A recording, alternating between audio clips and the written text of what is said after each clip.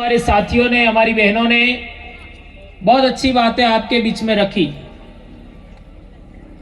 बहुत अच्छी बात हमारे वक्ताओं ने रखी, बहनों ने रखी, और आपने भी सुना, समझा, सब कुछ किया। लेकिन एक जरूरी बात मैं कहना चाहता हूं, आखिर क्या कारण है कि हमको दोयम दर्जे का इंसान माना जाता है? यानी दूसरे लोग तो ऊंचे हैं, बड़े हैं, उनकी इज्जत ज्यादा है, उनकी प्रतिष्ठा ज्यादा है, और हमारी इज्जत, हमारी प्रतिष्ठा, हमारा सम्मान कम है। उसका कारण क्या है? लोग कई अपनी अपनी बातें कहते हैं कि हम ऐसा है, वैसा है, ये है, वो है, और हमारे समाज को थोड़ा कमतर आंका जाता है, नीचा आंका जाता है। आखिर उसका कारण क्या है? आप लोगों ने देखा होगा कि अपने इलाके में जो बच्चे स्कूल छोड़ देते हैं 9वीं 10वीं के आसपास, वे बच्चे अक्सर उल्टे सीधे बाल काटते हैं, 1 लाख 1.5 लाख की गाड़ी लाते हैं, और फिर फास्ट गाड़ी चलाते हैं, एक्सीडेंट भी हो जाते हैं। अपन बहुत कुछ समझाते हैं, इसके बावजूद भी बच्चे नहीं समझते हैं, बात नहीं मानते, और इस बीच में कुछ बच्चों का एक्सीडेंट होकर के मृत्यु भी हो जाती है। ये पूरे आदिवासी बेल्ट के अंदर आप किसी भी राज्य में चले जाओ, मध्य प्रदेश में जाओ, यही समस्या मिलेगी। गुजरात में देखो, राजस्थान में देखो, कहीं पर भी चले जाओ, जो बच्चे ने स्कूल छोड़ दिया 8वीं से लगा करके 11वीं के बीच में, वो बच्चे अक्सर ऐसा ही करते हैं, क्योंकि वे बच्चे अपने आप को पढ़ाई के काबिल उन्होंने नहीं माना, यानी वो उस योग्य नहीं बन पाए, तो वह दूसरे मामले में कंपटीशन करते हैं। हमें हो कहीं कम हो, हम किसी से कम है क्या? तो जो उनकी पीढ़ी के बच्चे जो पढ़ाई में आगे बढ़ जाते हैं, वो उधर पढ़ाई में आगे बढ़ते हैं, ये अपने आप को रोब झाड़ने के लिए, इस तरीके से मैं किसी से कम हूं क्या, ऐसा दिखाने के लिए ऐसा बच्चे करते हैं। उसका कारण क्या है? उसकी भी जड़ में आप देखोगे तो हमारा समाज है वो स्वाभिमान के साथ जीवन बसर करने वाला समाज है। तो वो अपनी आशाओं, आकांक्षाओं, इच्छाओं के अनुरूप जब काम नहीं कर पाता है, तो वह दूसरे तरीके से अपने स्वाभिमान को दिखाने की कोशिश करता है। क्योंकि उस समय बच्चों को इतनी समझदारी नहीं होती है, इस वजह से वो अपना स्वाभिमान को जिंदा रखने के लिए, आगे बढ़ाने के लिए कि मैं भी किसी से कम नहीं हूं, यह दिखाने के इस तरीके की प्रतिस्पर्धा करता है। तो मैं कहना चाहता हूं, पहली बात तो हमारे बच्चों को पढ़ाई करनी है, और जितना पढ़ सके उतना पढ़ाना है। हमारी बहन शांता ही ना बता रही थी पढ़ाई के बारे में। यह बात आप हमारे आने से पहले भी दूसरे साथियों ने कहा होगा, हमें हर बेटी को पढ़ाना है, हर बच्चे को पढ़ाना है, और यदि बेटी को पढ़ाओगे तो बाप का परिवार भी देखेगी और अपना परिवार भी देखेगी। इसलिए जितने साथी यहां पर आए हैं, अपनी बेटियों को पढ़ाना ही है। इस इलाके के अंदर हमारी पढ़ाई का स्तर बहुत कम है, कोटड़ा की हालत तो और ज्यादा खराब है। वहां के स्कूल और चिकित्सालयों के क्या हालत है, अखबार में आता है। मुझे हैरानी होती है कि आदिवासी बच्चे कितने बड़ी बड़ी पढ़ाई कर रहे हैं, कितने बड़ी बड़ी नौकरियां ले रहे हैं, और इस इलाके में हमारी बेटियां बेचने की नौबत आ रही है। दोस्तों, अखबार में छप के आता है कि आदिवासियों ने अपनी बेटी को बेच दिया। पिछले साल या कुछ महीने पहले अखबार में आया था। ये कोटड़ा जाडोल के बेल्ट में ये बात सुनने में आती है। और अभी अभी गुजरात के वलसाड़ से एक बात निकल के आई कि 15 से 19 साल के बीच की बेटियों का बच्चा हुआ। अखबार में छप के आया, यानी हमारे बच्चों की हम लोग टाइम पर पढ़ाई नहीं करते हैं, उनको पाठ पढ़ना नहीं आता है, तो फिर वो बच्चे दूसरे कामकाज में गतिविधि में संलग्न हो जाते हैं। इसके बाद हम लोग अब बच्चा मान नहीं रहा ऐसा करके शादी करा देते हैं। इससे हमारे बच्चों पर बहुत असर पड़ रहा है। बच्चों में खून की कमी हो रही है, उनका लंबाई नहीं बढ़ रहा है, शरीर का विकास नहीं हो रहा है, हमारी नस्ल है वो कमजोर हो रही है। इस बात का आप सबसे ज्यादा ध्यान देना है। रही बात हमारे इलाके में जन जागरण की, तो मैंने जो सवाल खड़ा किया कि हमको दूसरे लोग दोयम दर्जे का क्यों मानते हैं और वो अपने आप को ऊंचा क्यों मानते हैं, तो उसके लिए ज्यादा कुछ देखने की जरूरत नहीं है। किताबों में क्या लिखा यह महत्वपूर्ण कम है, शास्त्रों में क्या लिखा यह महत्वपूर्ण कम है। हमारे जीते जी कौन हमारे साथ कैसा व्यवहार कर रहा है, यह अनुभव बहुत बड़ा है दोस्तों। यह बात समझना होगा।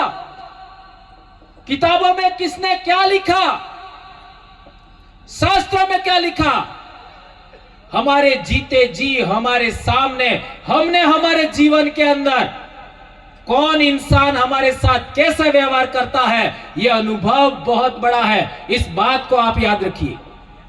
तो हमारा अनुभव है, आज मेरी उम्र भी 50 साल एग्जैक्ट चल रही है अभी, और मैंने अपनी पढ़ाई के दौरान मेरे को कभी मालूम नहीं पड़ा कि मेरे समाज के साथ छुआछूत होती है, क्योंकि मैं पाल का बेटा हूं और पालों में किसी की हिम्मत नहीं है, किसी की औकात नहीं है कि पालवी आदमी को कोई छुआछूत करे, किसी के सामने हिम्मत नहीं है कि वो उसको दबाए। और हम तो ऐसी पाल के रहने वाले हैं जिस पाल ने डूंगरपुर के दरबार को भी शरण दिया था, हम उस पाल सुराता के लोग हैं। तो मेरी पढ़ाई के दौरान कभी मेरे को पता नहीं लगा कि मेरे समाज के साथ ऊंच नीच का व्यवहार, छुआछूत का व्यवहार, भेदभाव कोई दूसरा समाज करता है, ये कभी मेरे को मालूम नहीं पड़ा। और जहां तक पढ़ाई की बात करो, मैं किसी भी क्लास में चौथे स्थान पर कभी नहीं आया। मेरा सरकारी नौकरी होने तक पहला, दूसरा, तीसरा स्थान ही मेरा रहा, और जैसे जैसे बड़ी क्लास में आया पहला स्थान ही मेरा ज्यादा रहा है। 12वीं में भी पहला स्थान, एसटीसी में भी पहला स्थान, बीएड में पहला स्थान, और कॉलेज में मेरा दूसरा स्थान। ऐसी मेरा पढ़ाई रहा। तो मेरे को कभी मालूम ही नहीं पड़ा कि मेरे अपने समाज को दूसरे दर्जे का माना जाता है, छुआछूत बरती जाती है खान पान के मामले में, कभी मालूम नहीं पड़ा। लेकिन जैसे ही मैं नौकरी लगा और हमारा आसपुर ब्लॉक है, वहां पर मैं पहली बार गया, तो वहां एक बढ़िया भाई था, वो हमारे स्कूल पर आया और उसने हमको कहा कि मार साहब मेरे घर चाय पीने आना। अब उस समय मेरी इतनी कम उम्र थी कि मेरी मूंछ तक नहीं आई थी, और उस गांव में पाटीदार लोग ज्यादा थे, तो वो कहते थे बाल बुद्धि मास्टर આવ્યો એમ। बाल बुद्धि એટલે समझ में આવ્યો, यानी छोटी उम्र का मास्टर आया है। क्योंकि मैं तो 21 साल में मेरी नौकरी हो गई, तो मैं उसके घर चाय पीने गया, और वो भी इसलिए कि ये यहां रहेंगे तो मेरी दुकान पे सामान खरीदेंगे, उसका वो स्वार्थ। तो हम लोग 3-4 लोग गए, अब चाय पिलाई, तो कप उन्होंने, उसके वाइफ ने वो वहीं पर नीचे रख दिए। अब ऐसा मेरे साथ में कभी हुआ नहीं था, तो मैंने, हमारा एक दूसरा साथी था, उसको पूछा कि ये अंदर क्यों नहीं लेके गए, तो उसने बताया कि यहाँ ऐसा ही होता है, ये दूसरे समाज के लोगों के साथ ऐसा करते हैं। तो मैं तो बहुत पाली आदमी था, गुस्से हो गया। मैंने उस बढ़िया को ऐसी लताड़ लगाई, सेम टाइम कि तुम्हारे घर पे जो सुविधा है ना उससे ज्यादा मेरे घर सुविधा है। तुम्हारे घर में जितनी पढ़ाई नहीं है उससे ज्यादा तो मेरे घर में पढ़ाई है। तुम्हारे पास जितनी जमीन नहीं है ना उससे ज्यादा मेरे पास जमीन है। और मेरे घर में मैं छठवां आदमी हूं जो नौकरी कर रहा हूं। मेरे दादा भी पढ़े लिखे हैं, मेरा बाप भी पढ़ा लिखा है। ऐसा करके मैंने उस समय जो आए वो ठोक दिया। अब बेचारा वो तो हाथ जोड़ने लग गया, क्योंकि वो तो शायद ऐसा नहीं करता, लेकिन उसके परिवार में जो चलता था उसके वाइफ ने ऐसा कर दिया। तो उसके वाइफ को भी बाद में थोड़ा सा रियलाइज हुआ कि मार साहब कह रहे हैं तो हमको ऐसा नहीं करना चाहिए था। अब बेचारे वो लोगों ने माफी भी मांगी और इसके बाद में उन्हीं के मकान में मैं रहा। और उनके घर में कभी भी छाछ बनती छाछ दे जाते, घी बनता तो 1 कप घी मुफ्त में दे जाते। सोचिए, ये घटना मैंने आपको क्यों सुनाई? मैंने 1 मिनट भी वो बात स्वीकार नहीं की, सहन नहीं की, तत्काल रिएक्शन किया। यदि आपके साथ में गलत व्यवहार होता है और आपने तत्काल रिएक्शन किया होता तो आज आदिवासियों की यह दशा नहीं होती। हम लोग सहन करते हैं, हम लोग भेदभाव झेलते हैं, शोषण झेलते हैं, यह हमारी गलती है। हमें तत्काल रिएक्शन करना चाहिए, एहसास दिलाना चाहिए कि तुम हमारी रोटियां खा रहे हो, हमारे इलाके में रह रहे हो, हमारे बाप दादाओं की जमीन पर तुम रह रहे हो, हम तुम्हारे बाप दादाओं की जमीन पर नहीं रह रहे। ये बात आपको बोलना चाहिए था। आप लोगों ने ऐसी बातें नहीं बोली, आप लोगों ने सहनशीलता बरती, इसलिए आपको 2 बच्चे का माना जाता है। ये बात समझना होगा दोस्तों। इसलिए मैं कहना चाहता हूं कि हमारे साथ जो भी गलत व्यवहार हो उसको उसी भाषा में जवाब देना होगा, चाहे वो कोई भी समाज हो। हम यहां के मुर्गे हैं। 5 जनवरी 2011 सुप्रीम कोर्ट ने कहा कि भील आदिवासी भारत देश का इंडिजिनस है, अबोरिजिनल पीपल है, ओरिजिनल इनहेबिटेंट ऑफ इंडिया है, नेटिव पीपल है, आदिवासी है, यह लिखा है।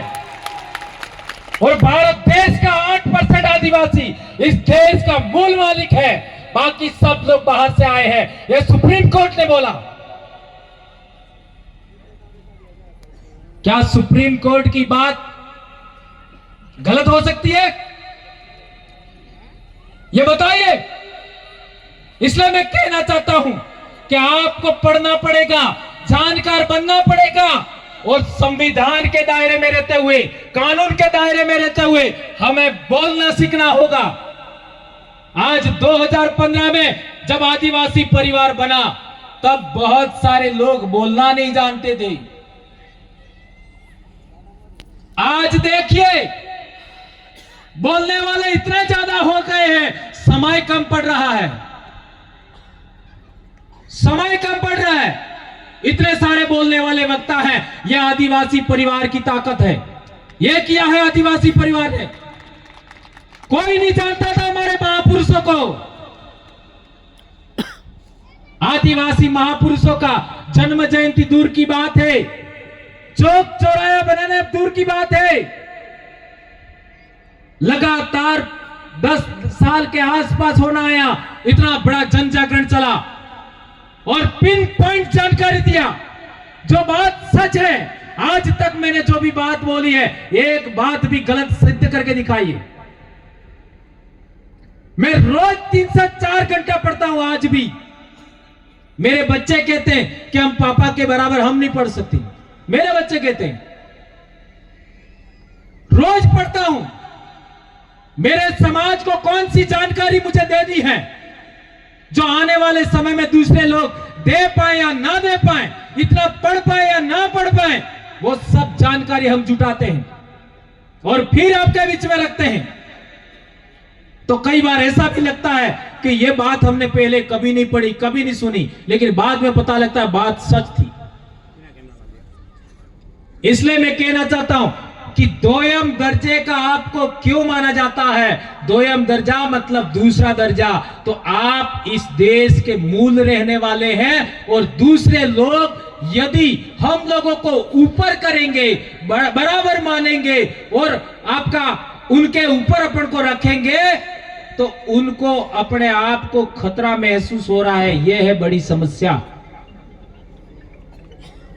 यदि हम लोग अपने अधिकारों को जान गए, अच्छी पढ़ाई ले लिया, अच्छा हमारा स्वास्थ्य हो गया, अच्छे हॉस्पिटल चिकित्सालय खुल गए, अच्छी स्कूलें खुल गई और अच्छी खेती बाड़ी करने लग गए, अच्छा पशुपालन करने लग गए, जल जंगल जमीन विकसित हो गया, हमारे हर घर पे पानी पहुंच गया, तो हम खेती बाड़ी में भी नंबर 1 हो सकते हैं, पढ़ाई में नंबर 1 हो सकते हैं, स्वास्थ्य में नंबर 1 हो सकते हैं, मजदूरी में तो हम नंबर 1 है ही सही। तो इस देश में राज्य व्यवस्था जो चल रही है उसमें राजे हम पुनः बन जाएंगे, पुनः राजा बन जाएंगे, इसलिए हमारे साथ ऐसा व्यवहार होता है। यह बात समझना होगा। आज से आपका 4वीं, 5वीं, 7वीं, 8वीं शताब्दी तक भारत देश में कौन कौन राजा थे? हमारे डूंगरपुर की बात करो, 13वीं शताब्दी में हमारा राजा था। सलोम्बर में देखो, 13वीं शताब्दी में हमारा राजा था। आपका कुशलगढ़ में देखो, 16वीं शताब्दी में भील राजा था। और इधर भी हम देखें तो आप लोगों ने देखा ही होगा, लास्ट 10वीं शताब्दी तक इस पूरे अरावली बेल्ट में भील राजा ही रहा करते थे। तो हमारे बाप दादे राजे महाराजे थे। तो आप कोई छोटी मोटी कौम के बच्चे नहीं हो, आप लोग भी राजसी खून के बच्चे हो, रॉयल ब्लड हो, और आप लोगों ने अपनी कीमत नहीं समझी। और जिस दिन आपने अपनी कीमत समझ ली, उस दिन आप समाज को जागृत करोगे, समाज को आगे बढ़ाओगे, एकता कायम करोगे, अपनी बहन बेटियों की इज्जत करोगे, अपने भाइयों की इज्जत करोगे, और कभी भी आदिवासी बनाम आदिवासी लड़ाई नहीं लड़ोगे। उस दिन तुम इस देश के वापस राजा बन सकते हो। यह बात याद रखनी है और इस बात को जागृत करने के लिए हम लोग काम कर रहे हैं। दोस्तों, आज ग्रासिया समाज अपने आप को राजपूत मानता है, ऐसा कहते हैं, और भाइयों ने बताया उसका कारण भी यही है। ग्रासिया समाज दूसरे समाज की उपस्थिति में अपने आप को नीचा मानने के लिए तैयार नहीं है। यह बात है इसमें, यह कोई गलत बात नहीं है। लेकिन उदयपुर के अंदर भीलों को नीचा माना गया और दूसरे अपने आप को ऊंचा कर दिया गया। यह बहुत खतरनाक बात है। उदयपुर में 1840-41 में मेवाड़ भीलकोर बनी, उसमें भील शब्द है, लेकिन मेवाड़ भीलकोर जहां बना वहां आज एक भी भील नहीं है, सभी मीणा। ये कितना बड़ा षड्यंत्र है। हल्दी घाटी के युद्ध में हमारे बाप दादाओं ने लड़ाई लड़ा और हमने बलिदान दिया, और महाराणा प्रताप को इन पहाड़ों में हमारे बाप दादाओं ने शरण दिया या फिर सुरक्षा किया, जो भी आप कहना चाहते हो कहिए। उसमें हमारे बाप दादे कितने मरे होंगे सोचो, मुगलों से लड़ाई लड़ते हुए। इतना बड़ा लड़ाई लड़ा, इतना बड़ा त्याग किया हमारे बाप दादाओं ने,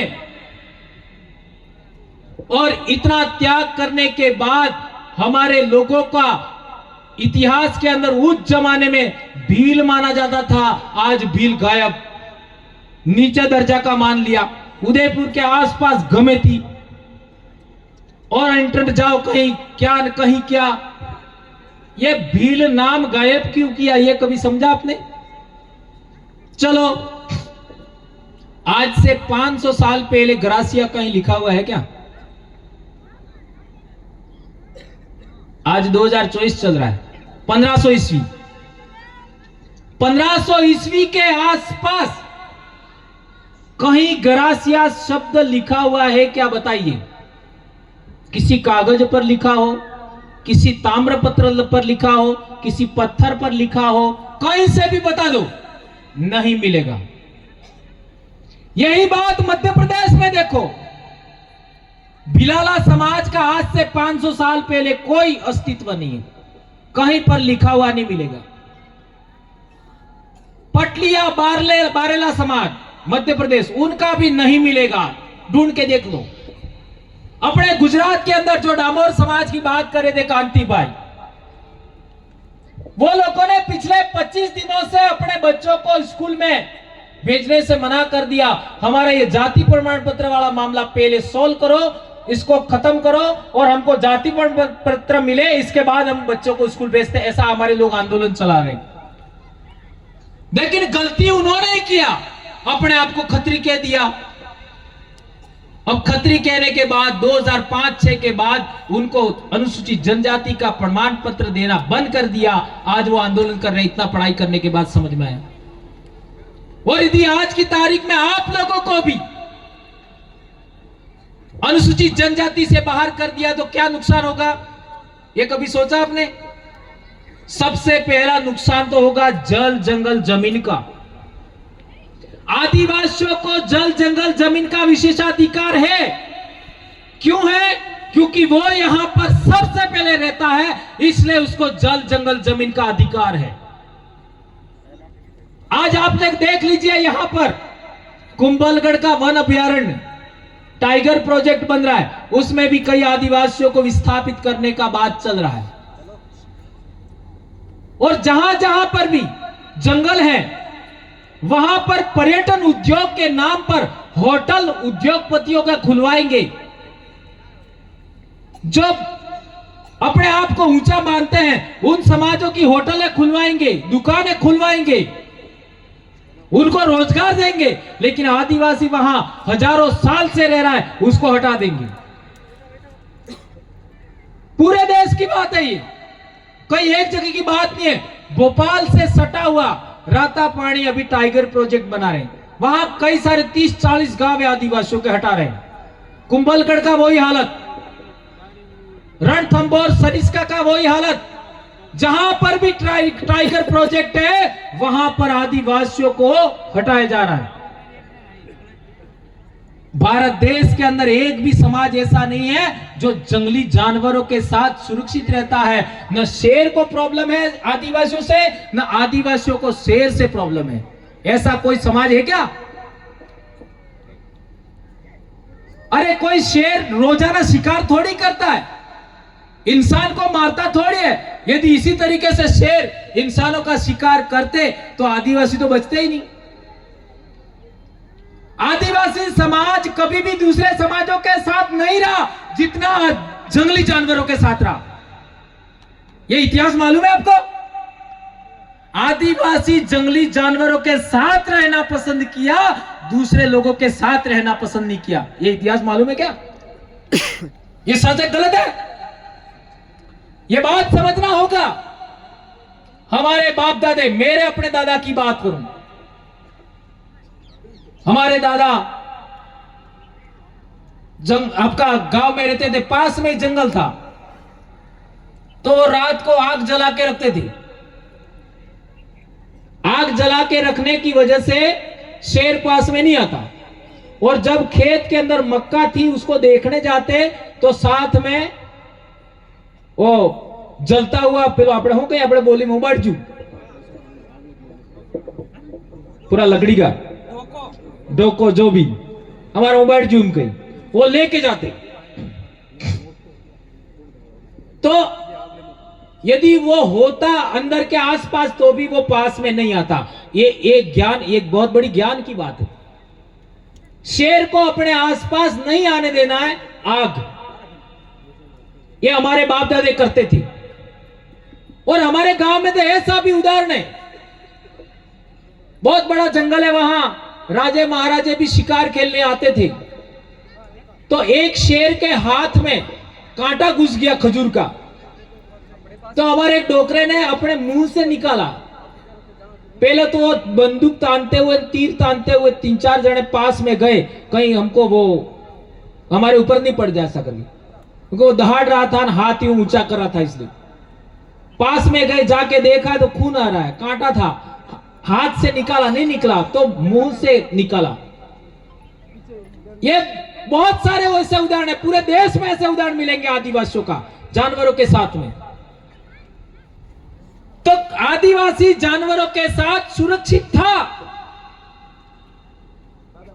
सुरक्षा महसूस करता था, कोई दिक्कत नहीं थी। इंसानों से क्या दिक्कत थी यह समझना पड़ेगा। इंसानों के साथ नहीं रहा। आज की तारीख में आदिवासी इलाके में पूरे देश में कहीं भी चली जाओ, कोई मुस्लिम समाज का इंसान है वो सुरक्षित है, एससी समाज का इंसान है सुरक्षित है, ओबीसी समाज का इंसान है सुरक्षित है, और भी दूसरे समाज के लोग हैं वो सुरक्षित है। हमारे बाप दादाओं ने तो जो राजे महाराजे थे उनको भी सुरक्षा दिया। हमने कभी भी किसी के साथ गलत व्यवहार नहीं किया। अब सवाल पैदा होता है कि दूसरे लोगों ने हमारे साथ ऐसा व्यवहार क्यों किया। उसके पीछे एक बहुत बड़ा राज है। हमारे समाज की समाज व्यवस्था ऐसे थी, बराबरी के आधार पर महिला पुरुष दोनों बराबर, सभी समाज के लोग बराबर, कोई ऊंचा नहीं कोई नीचा नहीं। और दूसरे समाज की व्यवस्था ऐसे थी, ये बात समझना होगा। एक समाज ऊपर है, इससे नीचे दूसरा समाज है, इससे नीचे तीसरा समाज है, इसके नीचे चौथा समाज है, इसके नीचे पांचवा समाज है, इस तरीके से। और हमारी गिनती होती थी सबसे नीचे। जो लोग इस देश में बाहर से आए, जो इमिग्रेंट्स पीपल हैं, 5 जनवरी 2011 के अनुसार इन लोगों ने अपने आप को ऊंचा माना। यह है बड़ी समस्या। इस वजह से हमारे बाप दादे अपने समाज की संस्कृति परंपरा रूढ़ी प्रथा के अलग व्यवस्था थी, उनके साथ रहना ना पसंद किया, और वो जंगल में जंगली जानवरों के साथ रहे, इंसानों के साथ नहीं रहे। और गंभीर बात, मुगलों के जमाने में, अंग्रेजों के जमाने में, आप जो बाहर से जो यात्री आए उनकी किताबें पढ़िए, इन लोगों ने महिलाओं के साथ कैसा व्यवहार किया। सती प्रथा पढ़िए। बर्नियर नाम का जो आपका इतिहासविद था, जो यात्री था, उसका वृतांत पढ़िए, आपके आंखों में आंसू आ जाएगा। किस तरीके से महिलाओं को जला दिया जाता था सती प्रथा के नाम पर। ऐसी व्यवस्था हमारे समाज में नहीं थी। हमारे समाज के अंदर कोई भी व्यक्ति मर जाता है तो उसकी पत्नी का क्या होता है, हमारे इलाका में कामड़ो करी पैरावी, और केने पैरावी, देवर ने, जेठ ने। और हमेशा देवर पति से छोटी उम्र का होता। हमारे आज भी ऐसी बहुत सारी महिलाएं हमारे इलाके में मिल जाएगी। यदि पति मर गया 12-13 दिन बाद, महीने बाद, 2 महीने बाद, यदि बच्चे छोटे हैं, महिला का उम्र कम है, तो दोनों पक्ष, गांव वाले भाई और पीहर वाले भाई मिल करके कामड़ा उड़ाते हैं। और उस दिन के बाद में वो विधवा नहीं रहती है, और उसके बच्चों का और महिला का भरण पोषण का अधिकार देवर को दिया जाता है। यह हमारे इलाके के बाप दादाओं के जमाने से परंपरा चली आ रही है।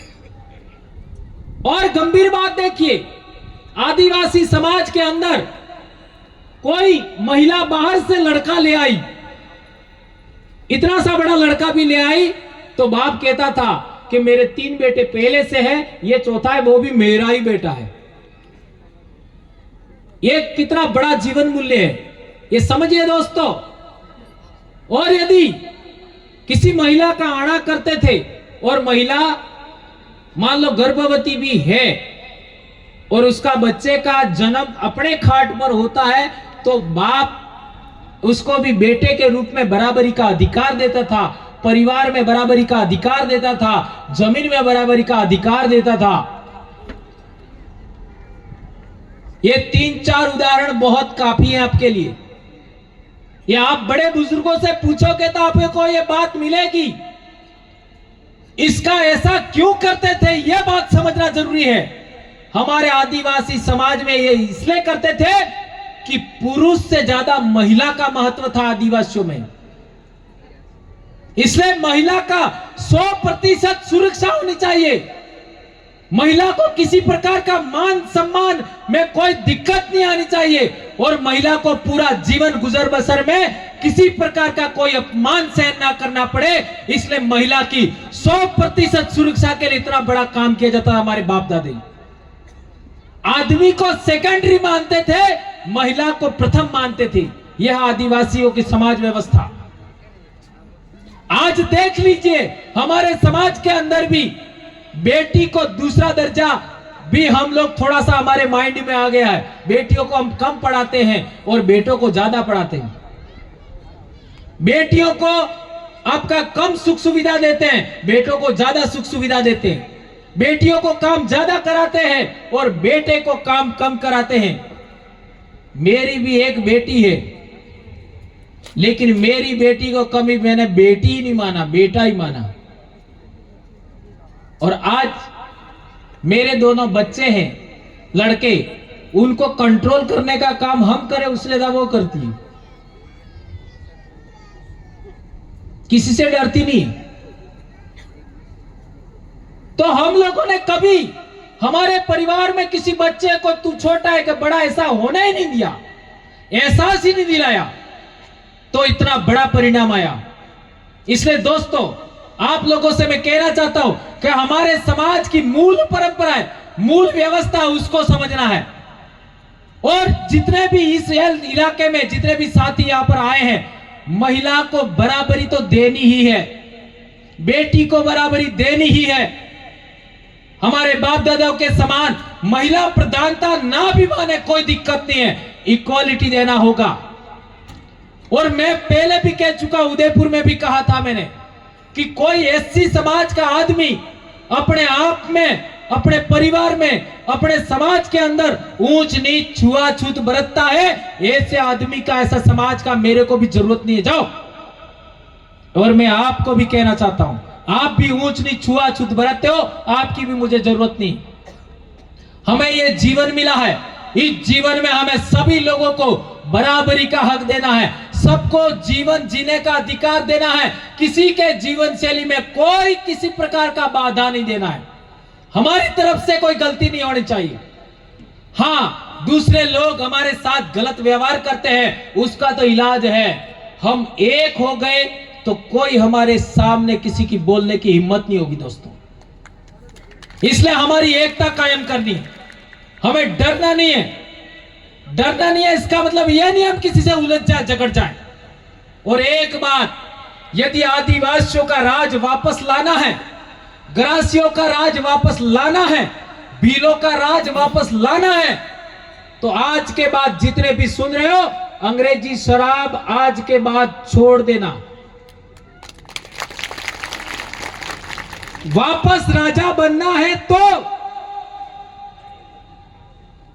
किस किस को बनना है? क्या बात कर रहे हो? खड़े हो जाओ, खड़े हो जाओ भाई। भारत देश हमारा है, भारत देश हमारा है, देश हमारा है। हाथ लंबा करिए। नहीं, ऐसा ऐसा होगन खावाई, आज तक की अंग्रेजी शराब गई। कौन कौन हाथ लाभा नहीं करता है, चेक करो, वैसे सब लावा कराए। मैं भंवरलाल परमार हूं, बोलो तो आप अपना अपना नाम बोलना, महिलाएं सब। मैं भंवरलाल परमार आज अरावली पर्वतमाला के देवला गांव में खड़े होकर बाप दादा अन्न पानी जमीन आसमान पूर्वज बाबा डोकरा मतारोण की शपथ लेकर सौगंध खाता हूँ कि सौगंध खाता हूँ कि मेरे बाप दादाओं का राज वापस लाने के लिए आज के बाद कभी अंग्रेजी शराब नहीं पीऊंगा और महिलाओं को बराबरी का हक दूंगा। मैं अपना जीवन आदिवासियों के हक अधिकार आरक्षण जल जंगल जमीन को हासिल करने के लिए सामाजिक जन जागरण के लिए समय पैसा बुद्धि समय हुनर दूंगा। मैं किसी भी तरीके का कानून के विरोध में काम नहीं करूंगा। किसी भी व्यक्ति को मारना पीटना आज के बाद छोड़ दूंगा। मैं बोलने की क्षमता विकसित करूंगा। इसी से हमारी सुरक्षा हो सकती है। इस बात पर विश्वास करूंगा।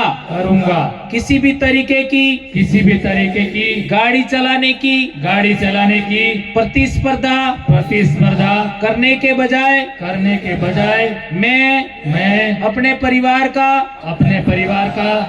आर्थिक स्थिति कैसे मजबूत हो शिक्षा कैसे मजबूत हो स्वास्थ्य कैसे मजबूत हो इसके लिए प्रतिस्पर्धा करूंगा। जय जोहार जय आदिवासी जय भील प्रदेश जय भारत। बैठ जाओ।